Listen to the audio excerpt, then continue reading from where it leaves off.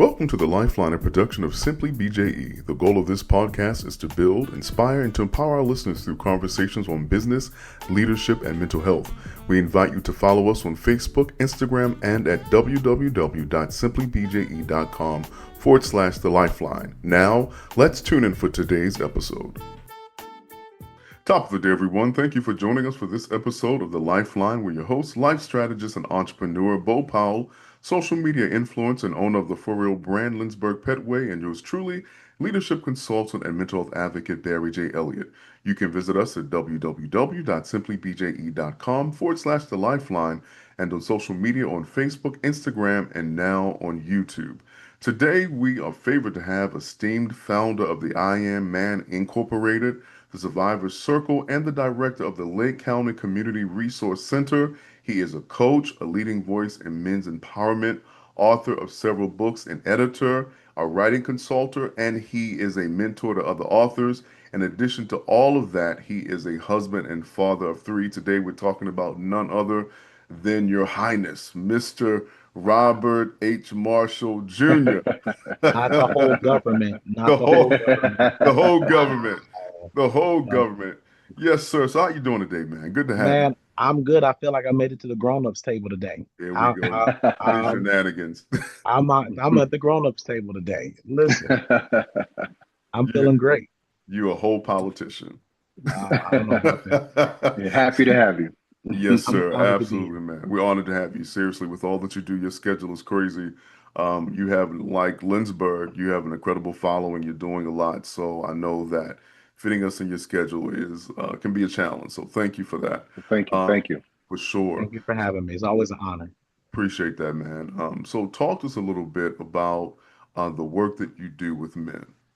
So, I call myself a reconciliationist, and I help reconcile people to the divine, help reconcile them to themselves and to their communities. I do that through helping people journey to wholeness from adverse childhood and traumatic life experiences. And so the buckets of work or audiences are fathers who grew up without fathers, um, underrepresented student groups, men overcoming sexual trauma, and men who are returning home from incarceration, and those who love them.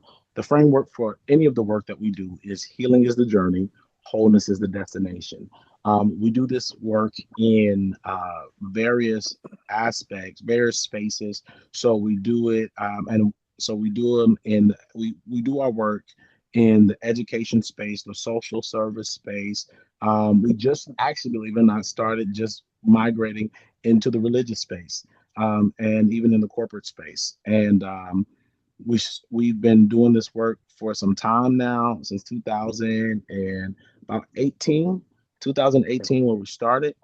And man, I am one who never thought that I would be working with men. Never.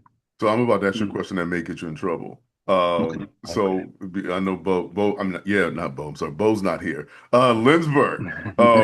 But tell me, why do you think the church was the last to get on board? Number one, for religious communities are typically far behind the eight ball when it comes to a lot of things. Mm. Technology, as well as education, as well as just social services and agency and culture, right? And Mm. so, um, and also typically, if you want to help people, you go to where they are. Yeah. And a lot of times, men are not in church. Church. That's on Wow. the surface level, but also there is a lot of tension in community between traditional religious settings and cult and communities of color, right? Yes, the church has typically been the place, the hub of healing and wholeness, but over the last 20, 30 years, right, it's really turned into a place of pain for many, a place Wow. of resistance and tension. And so the relationship that a lot of men have with God or have with organized religion, it creates challenges because for many, those are the places where their hurt started. So number Um, so number one, during the pandemic, Dr. Jamal Bryant said this. He said typically there are statistics that prove that typically the church is 15 years behind the world Yep. or culture. Yep. Secondly, as it relates to conversations, I think that the church does not always do well in having hard conversations. No, not at Hmm. all. Yeah. And I And it think it's seems like that systematic. should be easy when you're telling someone the difference between salvation and sin. You know what I mean? That's a hard conversation because that's life or death. So it seems like the things of life that we live and do should be a little easier. So I think that this is a Uh-oh. layered conversation. Yeah, I know my Yeah, head it sucks. is. Like we. It's a Uh-oh. layered conversation, and I'll just say it like this. And I'll say it for traditional churches who are part of the Africana diaspora. I'll say it like that. I will say, traditionally speaking, many of our religious frameworks or our doctrines, our ideologies, our theology, philosophy are rooted in is rooted. I don't mean to be harsh. It's not rooted, number one, in biblical truth. I believe, right? I think a lot of it has been rooted in cultural understanding of an ancient text that has not been rightly divided. And theology is man's attempt to understand God. And from out of that theology, we create doctrines. And so if you have broken information, you have broken revelation. You have broken revelation, which equals broken manifestation. So if I don't understand, if I have broken information at the core and I don't have the tools to rightly understand this ancient text that its original language is not English. And so it's Hebrew, it's Greek, it's Latin. And if I'm not even exposed to those languages, I then take face value for what I see. And I believe in moments, this does not mean that people who love God, right, or had some type of relationship with God or the divine did not authentically love him and try to serve him to their best abilities. But a lot of what we have is misinterpretations, misunderstandings of religious texts that have, I believe, caused a lot of harm in communities globally, but especially in religious spaces.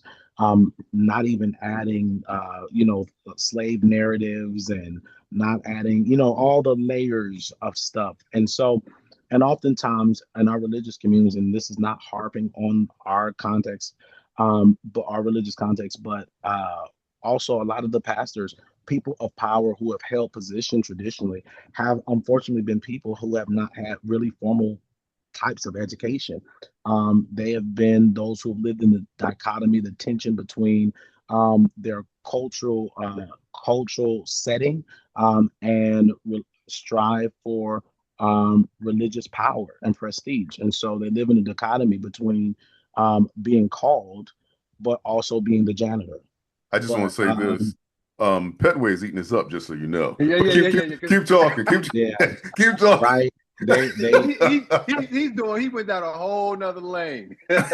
I know. I'm sorry, but anyway, You good. and so these are people who, and not to say that these people did not genuinely love God, but Right. their theology is an attempt to understand Him, and we're talking about God, multi-dimensional, Creator God, right? I am that I am, Yahweh, who has been deduced down to our limited Finite thinking. cultural, Yeah. finite thinking and understanding. And so these are people who love God. And in my setting, many of them, did have authentic, real relationships and experienced Him in ways that were phenomenal. And I'm here for it, right? I'm here for it.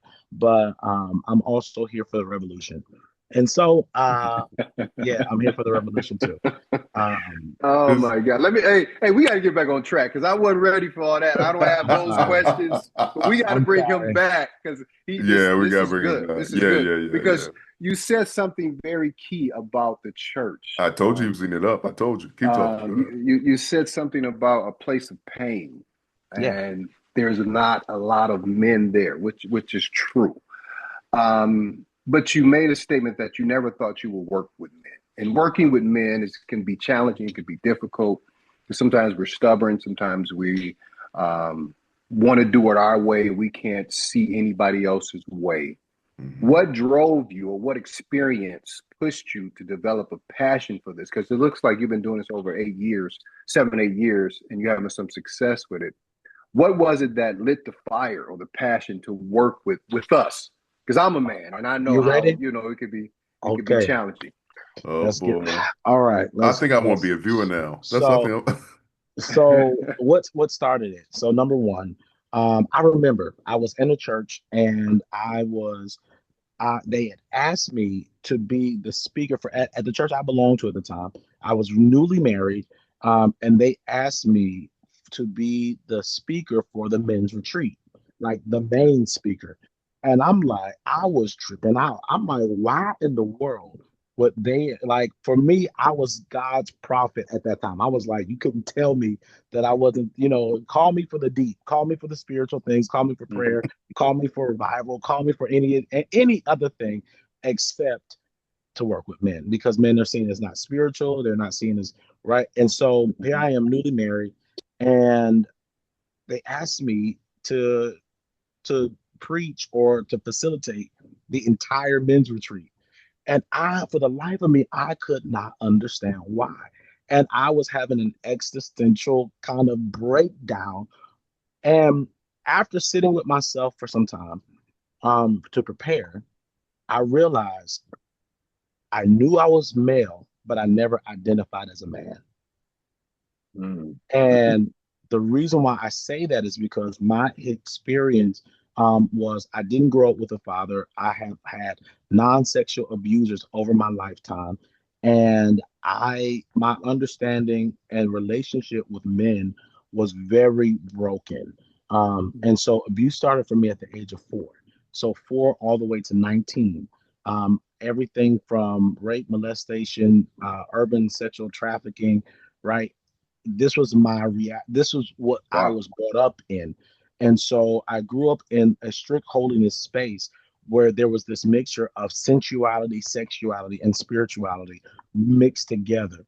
And so I this three-stranded cord that I got used to operating in um really jacked me up in a lot of different ways and gave me broken views on a lot of things in the world. And so um being shaped by these sexual experiences, I did not realize I took on more of a feminine role in nature, because even though I was a male, like I was not, I knew I was a male, but I never, like I would, and I'm talking about from the physical aspects, but and before and during that time before I was married, because I never thought I would be married, um, I had already, as a teenager or young guy, came out to my family kind of as in bisexual, homosexual in that space.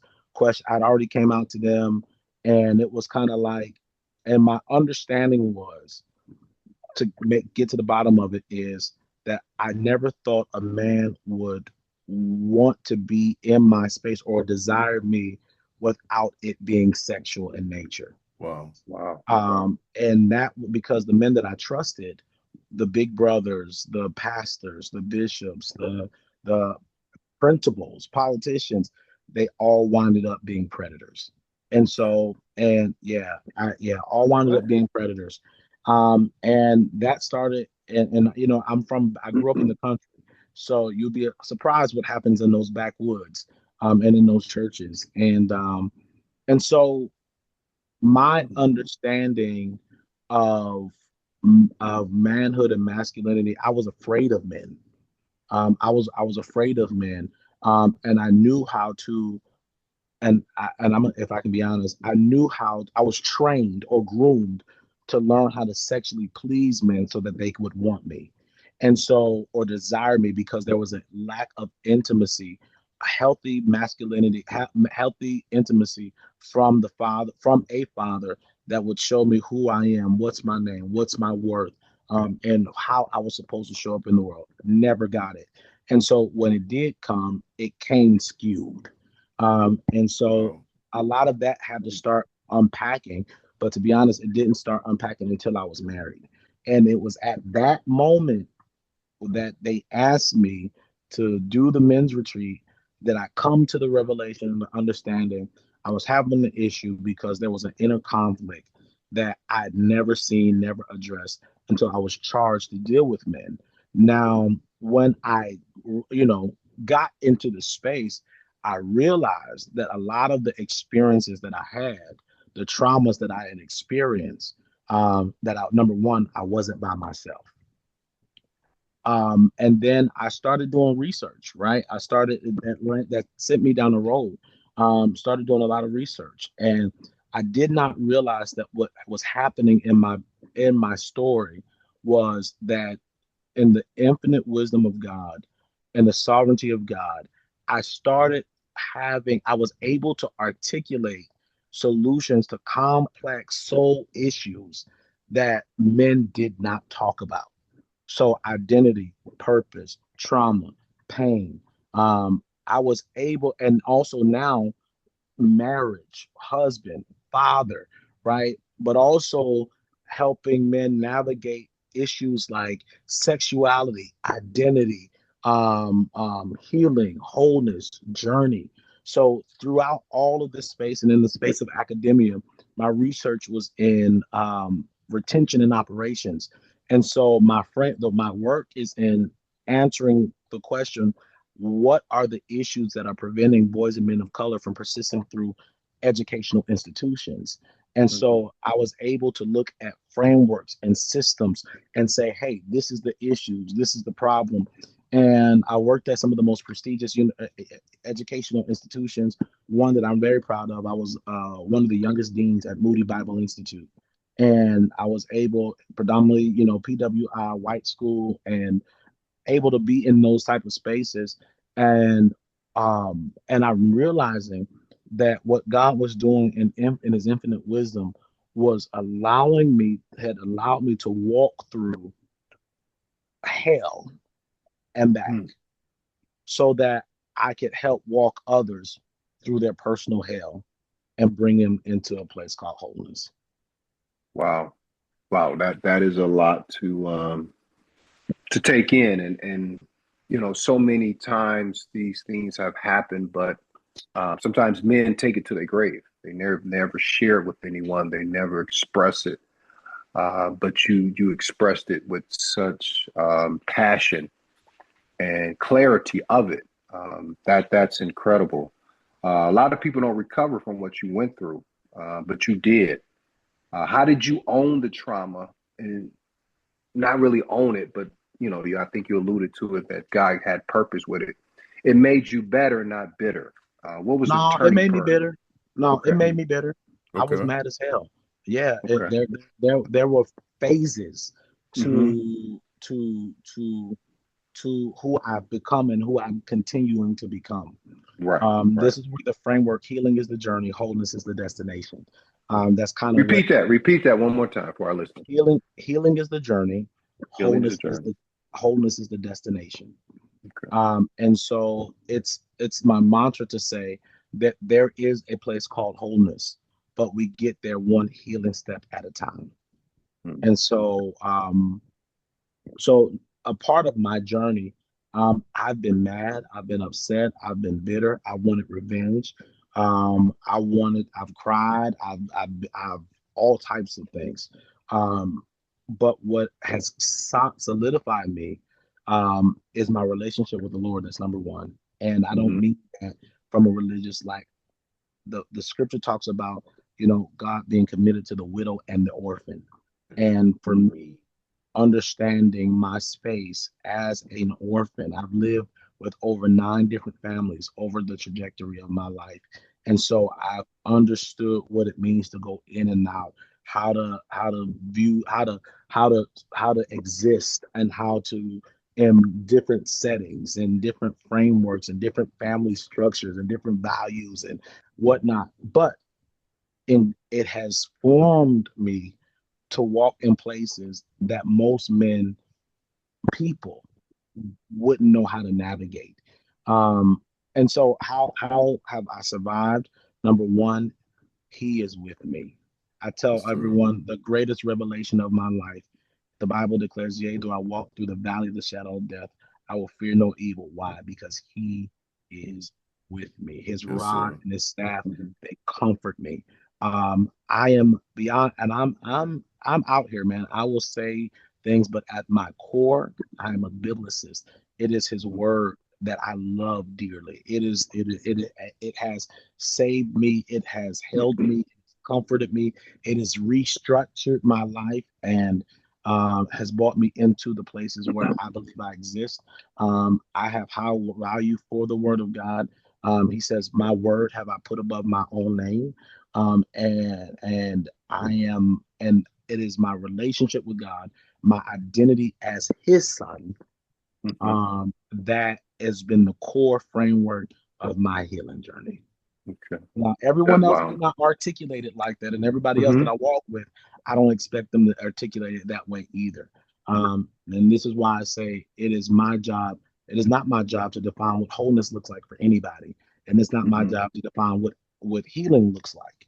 But it's my job to journey alongside men as they journey to Right, their right. to their place called wholeness. Um, You and you have accomplished a lot by the time that you turned 35. Was a part of your healing the drive, the purpose, um, all of your accomplishments, the book writing, the dean, the doctorates? Was that part of your healing, just staying busy? I think a lot of it, to be honest, was trauma responses. When you grow up in an environment where you constantly feel like less than, where you feel like you are not seen, you're never enough. I think one of the issues for me was trying to figure out why I never had a dad that loved me, not where I was never recognized, never always feeling like I was the smallest thing, most insignificant thing in the room. And so at an early age, and I believe my sexual abuse taught me that I'm going to make you see me. I'm going to make you love me. And that is a trauma response that a lot of men have is performance based. And so I understood the more I performed or the better I performed, the more I was seen, the more I was respected. And so that was something that I learned through my sexual abusers, to be honest, because when you don't have any level of affirmation that comes from a father, you look for it in other ways. And so, being groomed sexually from the age of 4, you learn some things. And so it was then my goal to say, I'm going to make you want me. And so, because having male presence was better than not having any at all. And so, I took on the mentality if I could perform well this way, regardless of what that was. If that was sexually, if it was academically, if it was spiritually, if it was whatever. If I was the best, you're going to want me.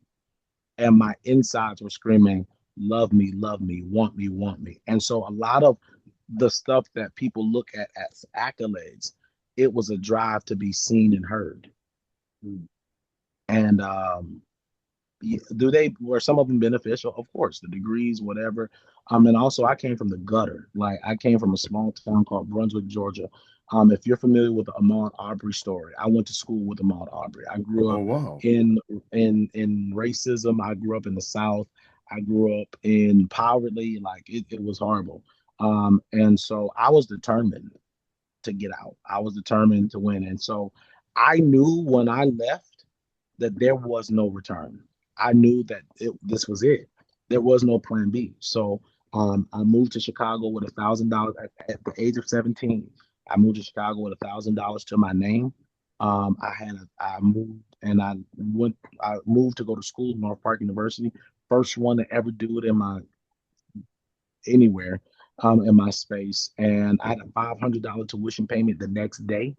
I moved here with 2 duffel bags, a one-way ticket, and I had to buy books. I had to buy stuff. I didn't know what I didn't know. I was from the deep south. I moved to Chicago. I did not own a jacket. I didn't own. I Wow. had flip flops. Like I had given everything away. Um, um, and uh, and so I moved here, and I was like, I looked at it as me leaving Egypt and going into a promised land. And I was like, it's gonna be God, it's gonna be God. Because Yeah. I can't go back. I can't go back to the abuse. I can't go back to the insignificance. I can't go back to the pain. I can't go back to um, just the systems of manipulations because I would have died. Sure enough. So I want to say to you, number one, I'm proud of you. I'm Yeah. really proud of you, and I respect you and I honor you because vulnerability is difficult for a man, period. Right. But for the level of vulnerability that you walk in, that's a whole nother level of vulnerability. So thank you for your courage. Yeah. Thank you. Thank you for Yeah. your courage. You Yeah. know, Definitely. I'm getting to a place, and I've it's been my I've never had well, I've learned that true transparency, that transparency is real power, right? Yeah. Right. I've learned that at an early age. But even now, I told you I've just turned 35. Um, I floated with the thought in my mind, what does it look like to tell the truth? What would it look like for me to walk in complete truth? The Bible says, them that worship God must worship him in spirit and Spirit in. and truth. We often get the in spirit part right, but we don't navigate the truth part right. And so, Mhm. what does it look like to get to the point in my life where I can tell the truth Mm. and I can live in the truth Truth hurts. without without Yeah. Yeah. Yeah. yeah, The truth but it's hurts power. people. It's power. Yeah. But and And it's a not lot. to be rude, but it's my truth. It's Yes. living in my truth of my story, not ashamed of it, Hmm. understanding that God uses all of it. One of my favorite Right. scriptures is that we are God's workmanship. Some translation says we are His masterpiece. Masterpiece. Yes, sir. Um, Masterpiece. we are His masterpiece, and when I look at Hmm. that, I think of like stained glass windows, and it actually inspires some of my tattoos. Stained glass windows where all the broken pieces of your life, God is able to put them together to make something beautiful. And so, Hmm. yeah, and I That's realize, good. to nerd out for just a minute, if you allow me, um, why I started really doing this work is because when I started doing research, I'm one of the leading researchers when it comes to men and sexual abuse. We are having conversations with Morehouse School of Medicine, some other spaces to officially kind of get this concrete. But do you know that 80% or 80 to 85% of boys and men in urban communities have experienced some form of sexual abuse or sexual trauma or have been introduced to sex prematurely? Do you know that research shows as early as the age of 4 now, little boys and girls are showing signs of addiction to porn? At what age? 4. Four. Good Wow. Lord. Wow.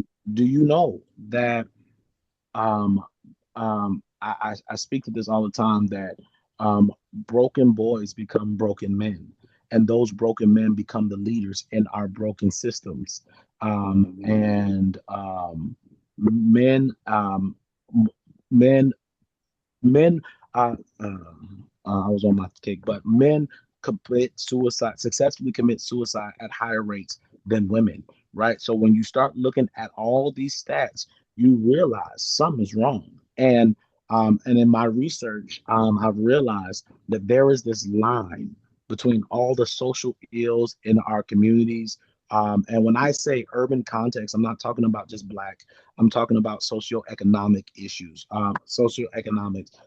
And so when we look at these things, you realize that there is a common thread between men who are incarcerated, men who are like it doesn't matter where they are. Like there's a thin line between poverty, the educational system, the school to prison pipeline, gang violence, black on black crime, black on brown crime, um, to all the way through to premature death, grave, all of that. And that thin line is that many of them have either been sexually abused, experienced some form of sexual trauma, or have been exposed to sex prematurely. And for the life of me, I cannot understand how we have all these social programs, all these social health indicators, challenges, whatever, and almost on none of them speak to this specific issue. But Mm. 80%, 80 to 85% of them. regardless if you stand in prison, if you stand in jail, if you stand in a church, if you stand in the school system, if you stand, it's the same stat every time. Wow. Wow. Wow. That's some So deep when I walk information. into a room with men, I already know what I already know what the issues are. And they're just ashamed. And what I've learned is men just need a safe space to begin the process to tell the truth. Right. That's good. That's Yeah. good. Wow. So I had something else to ask you, but I think that's enough. That's enough. You've Yeah. given us a lot to think about, and I think Yeah. that hard conversations are hard, but they're so necessary. And I Definitely. think that if we don't have these hard conversations, we'll never have the hard reset that we need. Right. Yeah. So just tell us a little bit. Tell our viewers and our listeners how they can find you, how they can take advantage of your services.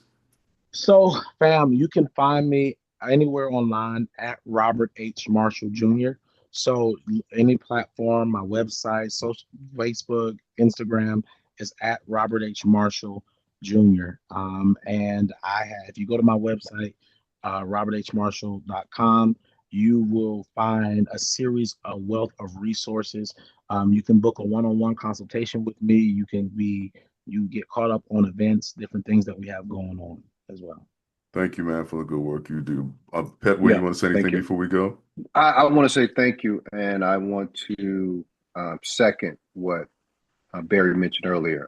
I'm proud of what you have accomplished. I have empathy for what you went through, but God's ways are beyond our ways, and His knowledge is beyond our knowledge. So we don't know why things happen or the reason why, but He brought you through to this particular time so you can help others, man. And I appreciate you for real. All right, thank Wow. you. Yeah. Wow. And that's big because this joker don't, he don't waste his words. That's Yeah. big. No, that's true. Yeah, no, he'll waste his words. And we want to shout Yeah. out to our other podcast partner couldn't be here tonight, today rather. We want to shout him out. Bub, we miss you, man. Love you and all Yes, that sir. good stuff. You. But again, Mr. Marshall, man, we so appreciate you. We thank you for your work. And, if you can fit us in your busy schedule, we'd love to have you come back. Yeah, we got to Hey, talk I'm about the here for church. it. We got to talk about the church. Hey, Now that's the conversation that won't get you in trouble. That's the conversation. hey, I'm here for it.